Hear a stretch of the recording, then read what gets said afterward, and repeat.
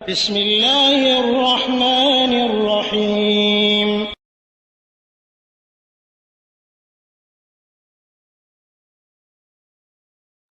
بسم الله الرحمن الرحيم الحمد لله رب العالمين والصلاة والسلام على أشرف الأنبياء والمرسلين نبينا محمد وعلى آله وأصحابه أجمعين أما بعد আমাদের এক সম্মানিত ভাই প্রশ্ন করেছেন যে এমন কোনো জাতি যাদের কাছে ইসলামের দাওয়াত পৌঁছে নাই,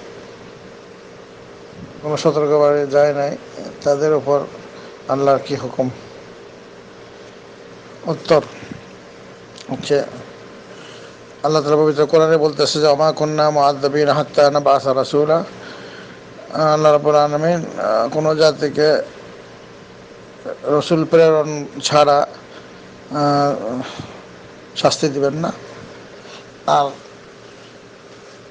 আর এখানে আল্লাহ তাআলা বলতেছেন এমন কোনো জাতি নাই যাদের প্রতি আল্লাহ তাআলা নবী প্রেরণ করেন নাই, অর্থাৎ সমস্ত জাতির কাছে আল্লাহ তাআলা নবী প্রেরণ করেছেন।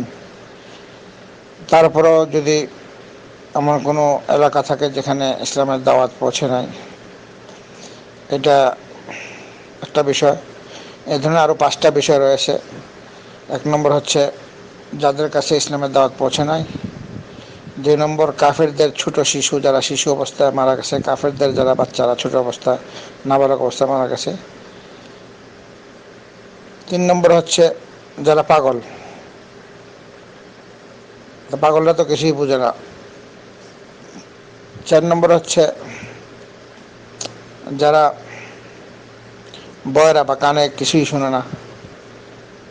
5 নম্বর হচ্ছে যারা অবুঝ, বুঝ শক্তি তাদের নাই। এই 5 ধরনের লোক প্রত্যেকেই তাদের অজুহাত দেখে আল্লাহকে প্রশ্ন করবে। যাদের কাছে দাওয়াত পৌঁছে না তারা বলবে যে হে আল্লাহ, আমরা কি দোষ করছি, আমাদের কাছে দাওয়াত পৌঁছে না, আমরা জানিই না। এবং যারা ছোট শিশু অবস্থায় মারা গেছে তারা বলবে আমরা শিশু অবস্থায় মারা গেছে, আমাদের মা বাপ কাফের ছিল, আমরা কি দোষ করছি। পাগল বলবে আমরা তো পাগল ছিলাম, আমরা কিছুই বুঝতাম না, আমাদের কি দোষ। ঠিক তেমনিভাবে যারা নাকি অবুঝ, তারা বলবে আমরা তো অবুঝ ছিলাম। এইভাবে সবাই তাদের অজুহাত দেখাবে। কিন্তু আল্লাহ রাব্বুল আলামিন পবিত্র কোরআনে বলছেন আল্লাহু বিকুল্লি শাইইন আলিম। আল্লাহ রাব্বুল আলামিন অবশ্যই সমস্ত বিষয়ে জ্ঞান রাখেন। অর্থাৎ আল্লাহ তাআলা জানেন আগে থেকে কারা জান্নাতে যাওয়ার উপযোগী, তাদেরকে আল্লাহ তাআলা জান্নাতের কর্মসমূহ করার সুযোগ করে দেন এবং তারা জান্নাতে যায়। এবং কারা জাহান্নামের উপযোগী, সেই ক্ষেত্রে আল্লাহ রাব্বুল তাদেরকে জাহান্নামে যাওয়ার সুযোগ সুবিধা করে দেন, তারা জাহান্নামে যাবে। তো আল্লাহ তাআলা পূর্বে থেকেই জান্নাতি জাহান্নামীদেরকে চেনেন। যারা জান্নাতের অধিবাসী তাদের সম্পর্কে পরিপূর্ণভাবে উনি জানেন, এবং যারা জাহান্নামের অধিবাসী তাদেরকে জানেন। তারপরেও যখন তারা কিয়ামতের দিন এই প্রশ্ন উঠাবে, সেখানে হাদিসে উল্লেখ করা হয়েছে যে আল্লাহ রাব্বুল আলামিন তাদের তৃপ্তির জন্য কে তারা জাহান্নামী না জান্নাতে, এটার জন্য আল্লাহ তাআলা পরীক্ষা করবেন কিয়ামতের দিন। তাদেরকে আল্লাহ আদেশ করবেন তোমরা সবাই জাহান্নামে যাও। তারা যারা বিনা দ্বিধায় আল্লাহর এই হুকুম মেনে যাওয়া শুরু করবে তারাই পরীক্ষায় সফলকাম হবে। আর যারা বলবে যে কেন আমরা যাব, সেখানে যারা নাকি